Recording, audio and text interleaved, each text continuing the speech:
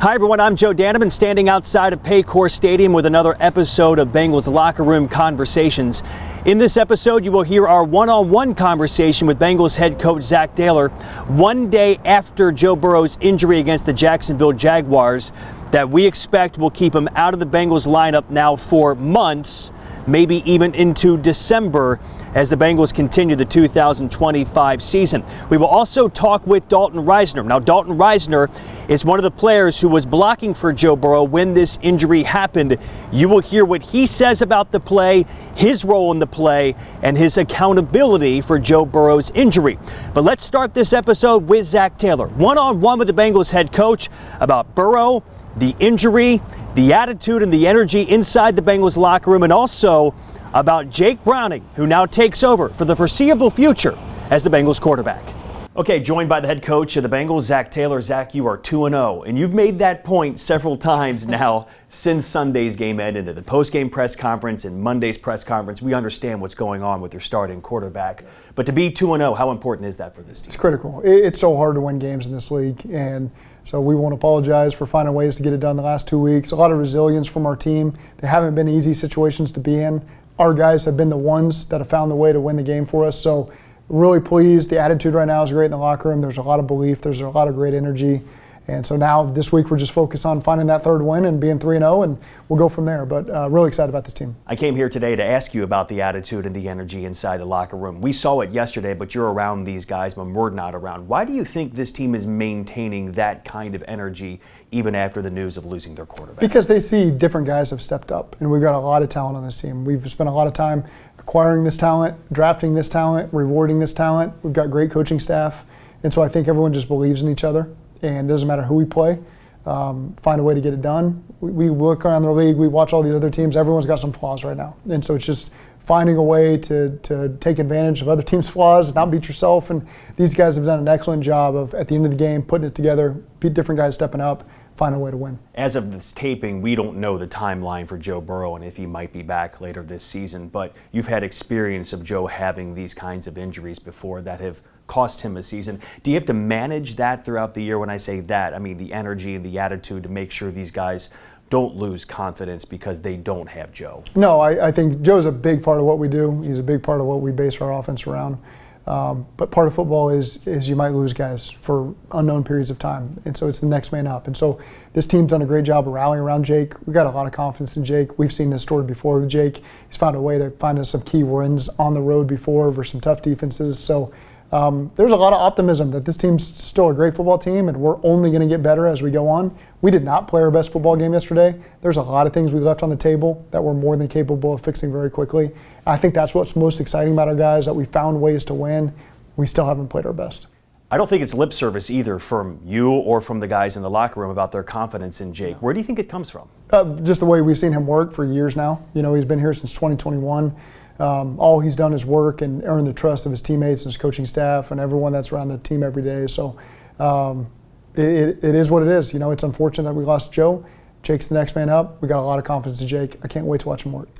You were asked in your press conference on Monday about Jake and him having the chance to audible, the full playbook. Nothing changes with Jake? You feel just as confident putting him in every situation as Joe? I do, and there's things that he likes different than what Joe likes, and so that's the evolution of the game plan as we go through the week. It's Joe and I have a lot of conversations where I'm asking his opinion on some things that I think, and I want to know what he thinks, and it shapes the last bit of the call sheet.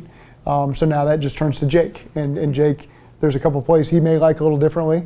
And so that's where the call sheet can turn a little bit. But I'm big in empowering your quarterback, and when they put in the work, respecting their opinion and what they like to run and what they don't. And so, again, that's just a small 5 to 10% of what the call sheet's going to be. Outside of his performance on the field, to be a quarterback in this league, you also have to be a leader of guys in that room. What do you think it is about Jake that guys seem to gravitate towards? Well, he bonds with all these guys. He spends a lot of time with them on and off the field. And so they know who he is. They know he's a genuine guy. They know he's worked hard. They know he's more than capable of winning games for this team. One final thought here on Joe, and I mentioned you've had experience of dealing with Joe with injuries that have ended his season before. And again, we don't know the timeline going forward, but what have you seen from Joe in the past when he has moments like this, when he has adversity, on how he handles it? Well, he's a worker. I mean, he's realistic about the situation. And so, again, I just know he's going to do everything he can to control what he can control. to be able to help this football team, and that's all we can ask for them. Okay, so 2-0 and off to Minnesota, and a new challenge, right? Playing against two of the best play callers, I think, in the NFL, what that they do offensively and defensively, on the road, and a chance to get to 3-0. What's the challenge of going to play the Vikings? Well, it's a different defense. So just their style of play with Brian Flores is a little bit different from everybody else you go against. So it's unique, so you got to be very specific with the game plan. Probably the loudest environment we will play in all season in Minnesota. I've always been really impressed with the crowd there. So those will be challenges we face as well. And offensively, Justin Jefferson's one of the best receivers to play the game, and so there's some things you got to make sure you can stop there. Okay, our special guest on this show is Jordan Battle. Jordan Battle's had a heck of a start to the season here in 2025. Outside of his performance, the interceptions, and playing great football, what do you like about Jordan Battle? His energy, his constant energy, always uplifting others, always in a great mood, always willing to work. So again, he's just a winner. St. Thomas Aquinas won, Alabama won, Cincinnati Bengal. We're going to win championships with Jordan Battle. So just a guy that I've learned to really appreciate. As for Jake Browning, you think back to the 2023 season. He made 7 starts in that season after Joe Burrow injured his wrist in Baltimore. And Jake Browning won 4 of those 7 starts. Now you take in Sunday's game as well.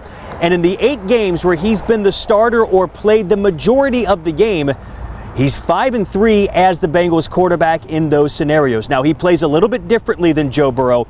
He takes more chances. Maybe he pushes the ball down the field even more than Joe Burrow did. So there is some bad, but he's an entertaining football player. When you saw it on Sunday against the Jaguars, the 3 picks, but also the 2 touchdown passes, one to Mitchell Tinsley, one to T. Higgins, and then, of course, the game winner when he jumped over the line on a quarterback sneak. So, Jake Browning is in, Joe Burrow is down for the foreseeable future, but what about the offensive linemen? What are they saying about the play? Dalton Risner was one of the players in on that play. In fact, it was his guy that he was blocking that ultimately hit and sacked Joe Burrow on the play that injured Joe's toe. So here is new Bengals offensive lineman Dalton Risner speaking inside the Bengals locker room. We know how much offensive linemen take pride in their quarterback not being touched. What happens with Joe, as an offensive line room, how do you guys digest that? For me personally, it's super tough because I got beat on the play. So you can make as many excuses as you want, but I got beat and killed me. Didn't get much sleep last night. Been super, super upset about it. And you can look at it a million different ways. You can say, man, it's 1 or 2 plays in the whole game. You can make excuses and been here too. It don't matter. It don't matter. At the end of the day, I came here to protect and help this team win football games. And, there might have been a lot of good stuff out there in situations, but on that one play, it's just been a really devastating thing for me because, I got beat on the play, and I think he got tackled by 2 or 3 guys, but I know my guy was in on the tackle. So it just makes your stomach hurt, and it just sucks because you got so much respect for the guy, and, you want to play with him, and you see him, banged up and hurt and limping off the field, and that, who knows, man, maybe I kick so much butt on that rep that my guy never gets anywhere close, and maybe nothing ever happens. Maybe it does. Maybe it was inevitable. I have no idea, but that's my feelings on it, man. Just a tough deal, crappy feeling. As much as you want to just flush it, you take a lot of pride in it, and it's just a tough pill to swallow. When you came here, I'm sure it's Zack, it's Pitch, it's Scott Peters, a lot of reasons. How big of a reason was Joe Burrow for you to come here? A huge reason, man. A huge reason. He's one of the greatest quarterbacks to do it right now in our game, and the success that he's had, especially just, whenever he's healthy, he's able to play his game. So not keeping him healthy and him not being healthy, you take pride in as an offensive line. And, man, it's such a tough deal because I guess all night I was wondering, does that injury happen? Is it inevitable? Was it going to happen no matter what? Like, if this one thing changes, does that happen to his toe? And, man, if that's not a lesson about life, I don't know what is you can try to control everything that you can, but sometimes things are out of your control. And for me, I look at it as I got to be better on that play. I don't know what changes if I am. All I know is I'm here to do a job. I didn't do my job on that play, and it's a pill I have to swallow and move forward. And to wrap up this episode, I think it's important to go back to what Zac Taylor said about the locker room, and that's the players who now need to step up with Joe Burrow not being available for what could be months here in Cincinnati. He says right now the attitude is great, that the energy is good, and that will maintain as long as the Bengals are winning. Now, the challenge for Zac Taylor and this team going forward is if the Bengals do hit some adversity, and that's win-loss adversity, because they've already hit adversity by losing their starting quarterback.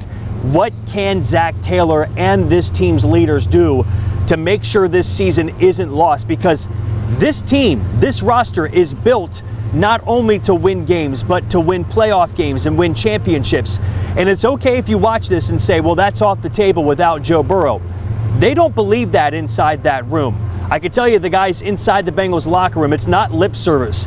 They believe in Jake Browning. They believe they can win with Jake Browning. Maybe they can't win a Super Bowl. I'm not going to say they can't, but they believe they can still do big things with Jake Browning as quarterback, and they point back to 2023 and the winning record that Jake Browning had in that season and what he did on Sunday against the Jacksonville Jaguars team that is going to win a lot of games this season.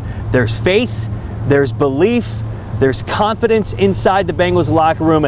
They can play winning football going forward, but now they have to prove it without Joe Burrow for the near future here in Cincinnati. I'm Joe Danneman, and thanks again for watching another episode of Bengals Conversations here on Fox 19 Now.